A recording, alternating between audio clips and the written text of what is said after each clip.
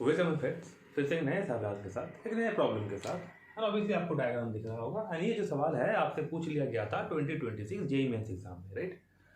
अभी इसका क्वेश्चन है, इस क्वेश्चन में आपको दे दिया गया था एक यूनिफॉर्म रॉड, जैसे कि डायग्राम में प्रोवाइडेड है।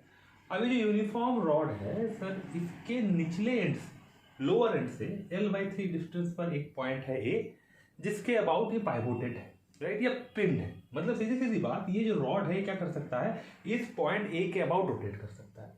एंड जो रिमेनिंग लेंथ है ऑब्वियसली ए पॉइंट से अपर एंड का, वो है 2L/3।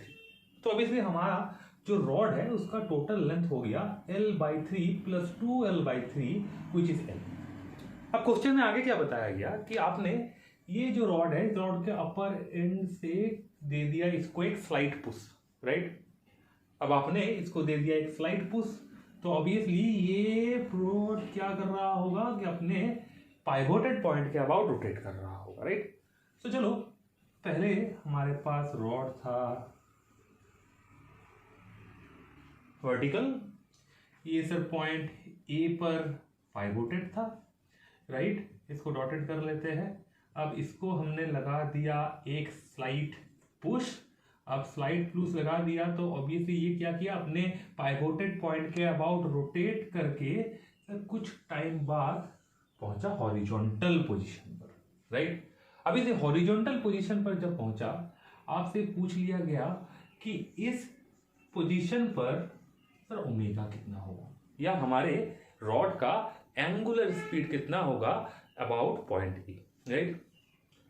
हम लोग सर इसको प्रोसीड कर रहे होंगे कैसे, थोड़ा सा बात कर लेते हैं। हम कह रहे होंगे सर, जैसे हमने इसको स्लाइड पुश किया तो ये जो रॉड है, ये रॉड अपने वर्टिकल पोजीशन से थोड़ा डिफ्लेक्ट हुआ।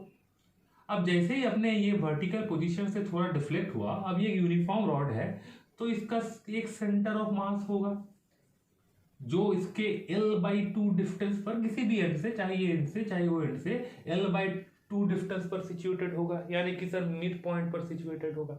अब जैसे सर ये डिफ्लेक्ट हुआ अपने वर्टिकल पोजीशन से, तो सर इस सेंटर ऑफ मास का लोकेशन हो गया कुछ ऐसा।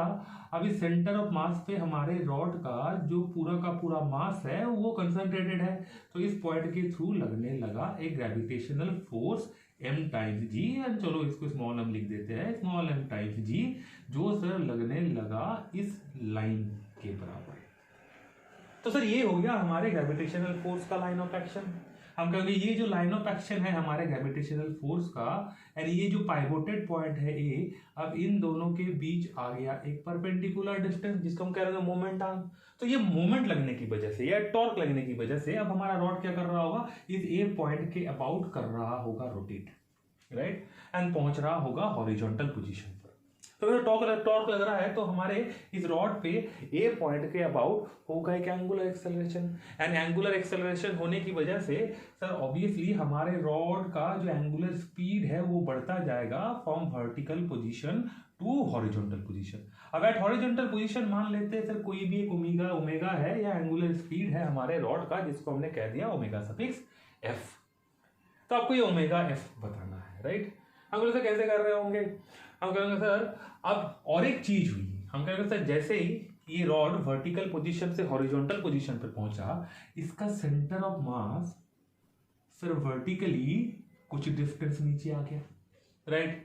सर पहले सेंटर ऑफ मास था सर इस पोजीशन पर, अब centre of mass sir vertical direction में नीचे आ गया एट द सेम लेवल जिस लेवल पर हमारा सर रॉड पाइवोटेड है, राइट। तो सर सेंटर ऑफ मास नीचे आया तो ऑब्वियसली हमारे रॉड ने क्या किया होगा सर, हमारे रॉड ने कुछ पोटेंशियल एनर्जी लॉस किया होगा। अब एनर्जी तो डिस्ट्रॉय नहीं हो सकता, अब यही पोटेंशियल एनर्जी सर कन्वर्ट हो गया होगा हमारे रॉड के एंगुलर काइनेटिक एनर्जी, राइट। अगर तो सर एंगुलर काइनेटिक एनर्जी को इस रॉड का हम क्या लिख रहे होंगे, हम लिख रहे होंगे सर हाफ। हम कहेंगे सर रोटेशनल मोशन है, रोटेशनल मोशन के इनर्शिया को हम मोमेंट ऑफ इनर्शिया से रिप्रेजेंट करते हैं, तो सर यहाँ पर मास को रिप्लेस कर देंगे moment of inertia of our rod. अब किस पॉइंट के अबाउट घूम रहा है सर, ए पॉइंट के अबाउट घूम रहा है, तो कहेंगे moment of inertia of our rod about point A, and into कर देंगे हम हमारे एंगुलर स्पीड के साथ। और ऑब्वियसली हॉरिजॉन्टल पोजीशन पर हमसे पूछ लिया गया कि एंगुलर स्पीड कितना होगा, तो हम कह रहे होंगे सर हॉरिजॉन्टल पोजीशन पे एंगुलर स्पीड का स्क्वायर। तो ये काइनेटिक एनर्जी जो हमारे रॉड पे अराइज हुआ जब हमारा रॉड वर्टिकल से पहुंचा हॉरिजॉन्टल पोजीशन पर। अब ये एनर्जी आया कहां से? और ये एनर्जी आया पोटेंशियल एनर्जी के लॉस की वजह से, राइट। हम सर ये जो डिस्टेंस है सेंटर ऑफ मास कितना नीचे आया, कहां से पता कर रहे होंगे? हम कह रहे होंगे सर सेंटर ऑफ मास इस लोअर एंड से L/2 डिस्टेंस पर था, ये है L/3। तो हम कह रहे होंगे तो सर जो नीचे आया इसको नेम कर लेते h, मान लेते हैं sir h metre, h centimetre नीचे आया। तो हम कह रहे होंगे सर h इक्वल टू हो जा रहा होगा L/2 माइनस L/3, जो सिंपली हो जा रहा होगा L/6, राइट। तो कहेंगे हमारा सेंटर ऑफ मास, जहां पर हम एज्यूम कर सकते हैं कि हमारे रॉड का सारा मास कंसंट्रेटेड है, वो मास L/6 मीटर और सेंटीमीटर नीचे आ गया, राइट। हम कहेंगे तो sir loss of potential energy कितना हो गया? हम sir loss of potential energy, जिसको मैग्नीट्यूड वाइज सिर्फ लिख रहे हैं कि पोटेंशियल एनर्जी, सर वो हो जा रहा होगा mass of our rod acceleration due to gravity times जितना हाइट वो नीचे आ गया, राइट। तो टाइम्स L/6। अब ये energy mg times L/6 potential है जो हमारे रॉड ने लॉस किया। अब यही एनर्जी सर कन्वर्ट हो गया हमारे रॉड के ऑब्वियसली रोटेशनल काइनेटिक एनर्जी में। तो हम कह लेंगे क्वांटिटी वाइज ये दो सर इक्वल होंगे।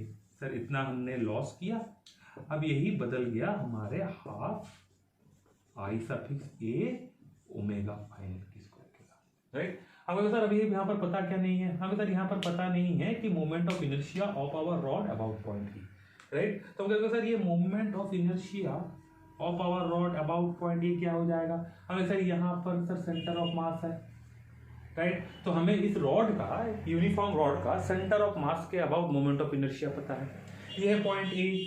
तो मान लेते हैं सेंटर ऑफ मास से एक एक्सिस पास किया हुआ है बोर्ड के साथ परपेंडिकुलर, एंड ऑब्वियसली इस ए पॉइंट पे थ्रू एक्सिस पास किया हुआ है बोर्ड के साथ परपेंडिकुलर।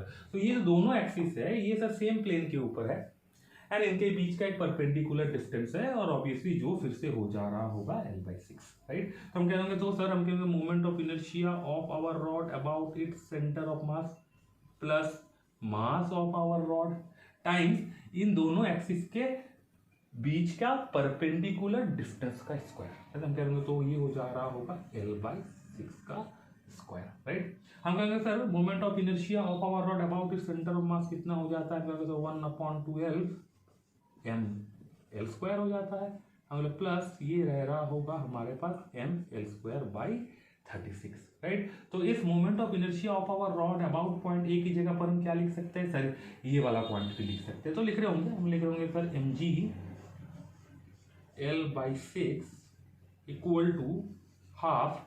अब इसको ऐड कर रहे होंगे तो हमें सर कितना मिल रहा होगा? सर mL² बाहर ले लेते हैं, राइट। तो हमें मिल रहा होगा ऑब्वियसली सर 3